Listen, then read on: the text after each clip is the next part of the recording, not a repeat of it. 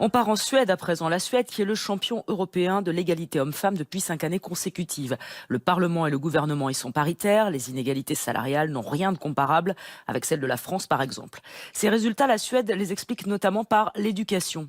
Depuis 20 ans maintenant, les crèches du pays appliquent une pédagogie neutre. C'est-à-dire que les enfants, dès leur plus jeune âge, sont éduqués en dehors des stéréotypes que l'on peut attendre d'une fille ou d'un garçon. Reportage Fanny Lépine et Emmanuel Royer. Dans cette crèche de Stockholm, comme dans toutes les autres du pays, on pratique la pédagogie neutre. L'attention portée à l'enfant est plus soutenue et chaque éducateur fait attention aux mots qu'il emploie ou aux histoires qu'il raconte. Ça, c'est un livre qui parle de ce qu'on a envie de faire comme métier plus tard et qui évite les stéréotypes.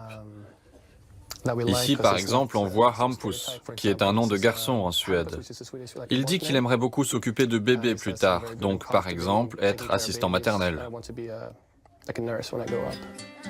Tout est fait pour que les petits Suédois soient élevés dès leur plus jeune âge en dehors des stéréotypes et des attentes liées à leur genre. Quand j'étais enfant, on ne parlait pas du tout de ça. En tant que garçon, on devait aimer se chamailler, se battre, ce qui n'était pas du tout mon cas. Aujourd'hui, on fait en sorte de changer ça. Par exemple, les garçons peuvent maintenant parler de leurs émotions, et dès le plus jeune âge. Ils peuvent dire ce qu'ils ressentent, ils ont la possibilité de s'exprimer. Ici, personne ne doute du bien fondé de ces pratiques. Elles ont été mises en place et généralisées au cours des 20 dernières années et elles ont fait leurs preuves. Mais il existe des voix discordantes, comme celle du psychiatre David Eberhardt. Lui estime que cette méthode d'éducation, qui nie les différences entre les sexes, augmente le risque d'échec chez les jeunes garçons. Aujourd'hui, on a un grand malaise lié au genre chez les garçons en Suède. Ils ne se sentent pas bien avec leur genre.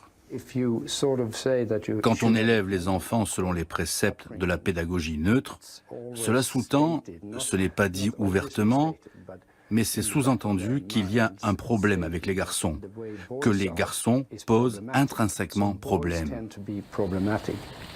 D'autres, en revanche, aimeraient aller encore plus loin. Anna Rantala Bonir est la chef du groupe féministe au Parlement de la ville de Stockholm. Avec son parti, elle aimerait instaurer un système de contrôle et de sanctions pour les crèches qui n'appliquent pas à la lettre les consignes officielles sur la pédagogie neutre. Nous savons que les garçons et les filles sont encore élevés différemment, que les attentes sont différentes et que du coup les opportunités ne sont pas les mêmes. Le monde n'attend pas la même chose de chacun. Nous voulons que tout le monde soit traité en fonction de ce qu'il est et pas en fonction de son sexe. L'égalité entre les hommes et les femmes fait partie de l'identité suédoise. Cela semble évident pour tout le monde. Pourtant, la Suède n'a pas fini de s'interroger sur son modèle et la façon d'y arriver. Eux, ils sont dans la rue, des garçons qui reproduisent la violence des adultes, des gamins qui sèment la terreur dans les rues de Naples sur le modèle de la Camorra, la mafia locale. En janvier dernier, une photo représentant une bande d'enfants napolitains posant arme à la main a fait la une de plusieurs journaux. Plusieurs voix, dont une ancienne juge pour mineurs, ont pointé du doigt la série Gomorra, coécrite par Roberto Saviano d'après son propre best-seller. C'est d'elle que les petits délinquants s'inspireraient. Roberto Saviano s'en défend et d'ailleurs il sort en ce moment son dernier roman consacré justement à ce phénomène. Romy Sido et Chris Welchoff l'ont rencontré à Berlin.